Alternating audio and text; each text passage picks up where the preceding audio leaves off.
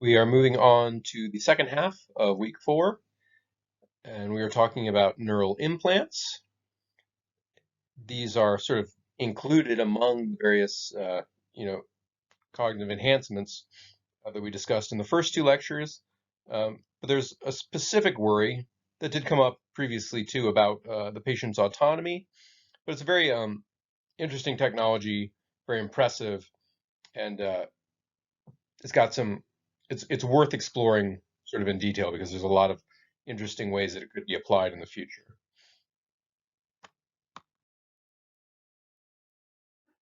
So what we're going to focus on is deep brain stimulation. So it's the implantation of an electrode in the brain that you then sort of walk around with in your everyday life. Um, and what it can do is it can fire at certain intervals, and it can disrupt sort of abnormal firing patterns that occur in epilepsy, Parkinson's, even OCD. Um, it's possible that it could also help with addiction, chronic pain, Huntington's disease, multiple sclerosis, depression. So again, your brain is uh, constantly as this firing these patterns of electrical activity, um, and some of these sort of problems, some abnormal patterns of firing, right, can produce deficits in people. And so if you can disrupt those abnormal patterns, right, by firing the electrode, then you can sort of hopefully intercept those before they sort of like reinforce themselves and run out of control. Um, there's also more sophisticated versions of this that can actually sort of read the patterns of activity that are going on and predict things like seizures, right? Um, and it can either sort of alert you so that you can, if you're say an epileptic, you have one of these implants, it can tell if there's a seizure coming on, it'll let you know, and then you can take your medication. Or it could even automatically deliver medication, right, or automatically fire an electrode to try to disrupt the abnormal pattern that's developing. Um, it's a very interesting technology, right? It can not only affect and deliver therapeutic interventions, but it can also sort of read your mind, read your brain patterns, and predict what's going on. So this I kind of already described. Yeah, it's kind of if you know anything about EEGs, sort of similar in that they're just detecting sort of larger scale patterns um, of electrical activity. Um, yeah, if it detects something abnormal or something predictive of like a seizure, then it can let you know. Or it might just currently, I think they just tell the patients, right, there's sort of a readout or something, and then the patient will know to take their medication or can choose to take their medication. Um, but could be automated, right? Could totally do away with the need for you as sort of a node in that channel, and it could just detect it, release the medication, and you'd never even know anything happened. We could imagine, right, this sort of technology being used for other sorts of pathologies. Right? Epilepsy is not the only undesirable sort of brain activity, right? So with the brain activity that underlies, um, right, anger, aggressive, violent behavior might be something we want to, right, be able to predict and prevent. Um, and these invasive implants are nothing new in medicine. People get artificial hearts, all kinds of things. Um, but the ability of the implants to sort of predict behavioral and psychological events is pretty new. Um, And what's special about that as regards ethics is you could argue that it degrades the person's autonomy, capacity for self-determination, right? If um, you have a device in your head that's predicting and controlling your behavior. Um, before we get to the autonomy worries, though, there are some safety concerns. We should just cover those. There are sort of the normal concerns with any sort of implant, which is, you get an infection, the device can migrate, move around a bit. You could have any manner of like adverse physiological reactions. There are also sort of psychological side effects, like hypomania, hypersexuality. So those are risks associated with the implants. But there's a perhaps more philosophically interesting side effect, which is um, if the implant works as is designed and makes you more normal, right? Um, that can be could conceivably be very difficult to adjust to, right? And this is called the burden of normality. Um, you have a way of life. If you're like an epileptic that has like frequent and severe seizures, um, imagine how that changes your lifestyle, right? If at any moment you could become incapacitated, um, you, you probably shouldn't drive cars, right? You may not be able to go very far from sort of friends or family that can help you out. It's a significant sort of limitation on your life, and to have that limitation lifted um, is a big change to your lifestyle, right? Could be hard to adjust to, um, perhaps so much so, right, that it could potentially be unethical, right, to impose that on someone if they're not totally prepared for it. And the question is, how do you prepare for that sort of thing, right? It's such a change of your way of life um, that it can be hard to sort of give informed consent on that sort of thing. So the issue of autonomy is not unrelated to the burden of normality, but the question is, so what happens, right, when sorry for the gross picture, but this is an implant, right? Um, so what happens, right, when you get one of these implants and it works as expected? Are you granted more autonomy, or is your autonomy taken from you? So let's define something that we'll call the post-operative sense of autonomy. So after you've had the implant and it's working as designed, um, there's some feeling of autonomy, let's say, right? We'll call that your sense of autonomy. Um, is that a good or bad thing? What does that sense of autonomy have to do with actual autonomy? Um, and is that sense a feeling of more autonomy or less autonomy? These are all open questions. So, what is autonomy? We'll define that as self-rule or self-government. It's definitely a concept related to concepts like freedom and free will.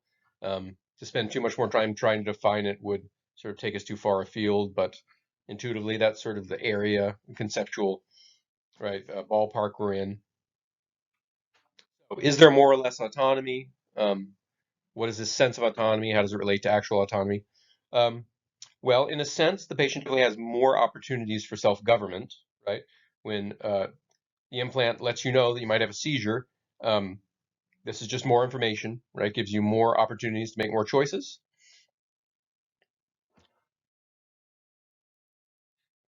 But now there are sort of deep questions about free will that come into play here. And I don't know if you've taken another philosophy course where the problem of free will is considered. Um, we won't have time to get into it here, but um, suppose you in either, I guess in both situations, either when the implant just sort of um, alerts you, right, that there's a potential seizure, and so you take your medication, or if the implant just automatically delivers medication. Um, and either way, the electrode is sort of in the causal loop of your decision, right? If it wasn't there, you wouldn't have known, you wouldn't have taken your medication, so you wouldn't have made that decision. So what does that mean? Does that give you more free will or less free will, right? You made a choice you wouldn't have made before that was in a way caused by something that isn't you. Is that less free will? But you had an option that you didn't have before, right? So is that more opportunity to exercise free will? Um, Look, deep question in free will. If this is something you're interested in, and maybe you already know something about literature and want to apply it to this issue in a essay, that could be interesting. Um, if you wanted to sort of study it from scratch, it's kind of a deep rabbit hole to go down. But we can help you if you're interested in that sort of thing. Refer you to some of the literature. So more about autonomy. So one way to think about autonomy is to say it involves control over your decisions, right? And as we've said, there's a sense in which the implant increases the amount of control you have, right, over your own life and your own decisions. They're just giving you information, at least in one form, and it's up to you what you do with that information. But of course, we're looking forward to implants that not only predict, but then automatically make the response. And would that version represent a loss of control and thus a loss of autonomy, right? So does the fact that the implant is in your brain and it's part of you, does that mean it's still you? Is it now part of you? And are you still in control when the implant does stuff? Or is the implant sort of a foreign entity that is making sort of decisions for you and thus robbing you of autonomy? Well, they give us a little data here. It's not much. So they call this a pilot study. They literally they interviewed one subject who had a neural implant. There's probably not that many walking around that you can access, so it's not their fault that they only got one. And some data is better than no data. So they interview the subject. Prior to the implant, he'd suffered from unpredictable seizures for 20 years, right? Had significantly held him back from pursuing his goals. After the implant, the device was able to predict seizures, allowed him to prepare, take his medication, so worked as predicted, as intended. Um, so they asked him, do you feel like you lost any autonomy? And he said no. He said he felt more confidence. He didn't feel like he was a different person or significantly all that changed. He just felt better, less dependent on his family, more self-reliant. Um, so based on this limited evidence, I mean anecdotal evidence really, um, the autonomy worry appears to be overblown, at least again from this patient's report. Their sense of autonomy, which, as they pointed out, could be distinct from actual autonomy. You could feel autonomous and not actually be autonomous. But at any rate, initial evidence, right, at least from the patient's point of view, it's a good thing, and they don't feel like they've lost anything, at least in the current form, right? So this isn't the more advanced one, but there are certainly some risks, right? So uh, these are implants. This technology, it can fail. It's not foolproof. Um, so patients might start doing things they might normally not do, say drive, or may start going further and further away from their support systems. And if the device failed in one of those situations, they might actually end up worse off than if they had just sort of stuck to their old way of doing things. Um, or the more sort of confident they start to feel, they may begin to engage in riskier behaviors, right? You probably maybe wouldn't want to start rock climbing, right? Even if you feel like your implant's doing a good job, um, you might overestimate the utility or the accuracy of the implant. They're not foolproof, right? They can miss a seizure, so you probably wouldn't want to be on a rock face when that happens. Um, so there are risks. As we've said, they're working on sort of automated delivery systems. The upside to that is delivering the drugs as needed rather than all day long. So instead of taking your medication in the morning and at intervals during the day to prevent possible seizures, and being medicated the whole time, uh, you can just wait, and when the seizure is predicted, then the medication can be administered. So much fewer side effects, right? Much less medication when it's not needed. Of course, that also brings up the risk of over or under medicating, right? So if the prediction is false, right, or the prediction misses something, um, you can have too much or too little at any given time. Uh, there's an interesting ethical problem, which is, are you now taking away the patient's ability to consent to the medication? Um, Presumably, they would give sort of blanket consent once you get the implant to say, yes, sort of I'm I'm authorizing this implant to deliver medication for me, and I essentially consent to every future right dose that it ever gives me.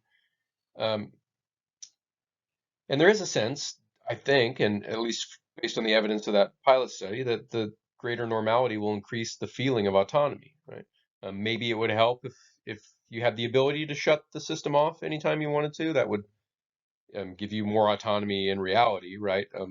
As opposed to the mere sense, right? And maybe that could be a good thing. Now, some of the really interesting stuff in the future is like not just sort of therapeutic for clear sort of like brain diseases, I guess you would say, right? neurological problems. You could also imagine these implants being used just for behaviors that we don't necessarily think of as like pathologies in a medical sense, but are nonetheless undesirable, right? Aggressive, violent behavior. Um, would an implant, right, that detected when someone was about to get violent be useful? Would be nice to know if you lived with that person, right? Um, and if you were sort of actively trying to sort of manage your anger or whatever, then it could be a useful tool for you, right? The thing goes off, says you're about to, right, get a little heated. Why don't you go take a walk, kind of thing. So that could presumably improve the autonomy of the person, right, who's trying to work on their anger or whatever. Um, but it's certainly easy to imagine some more insidious applications of this technology. This slide is of a frontal lobotomy, right? The history of our treatment of patients with um, right mental pathologies has not been great. We've done a lot of pretty, in retrospect, bad and damaging things to people in the name of right curing mental issues. So um, something to keep in mind, right, and potentially to worry about. Uh, so this is a relatively short article and short lecture. The next one will also be on neural implants and on the notion of autonomy. They're going to go into much more detail um, in defining autonomy and trying to determine whether these sort of predictive implants would be a threat.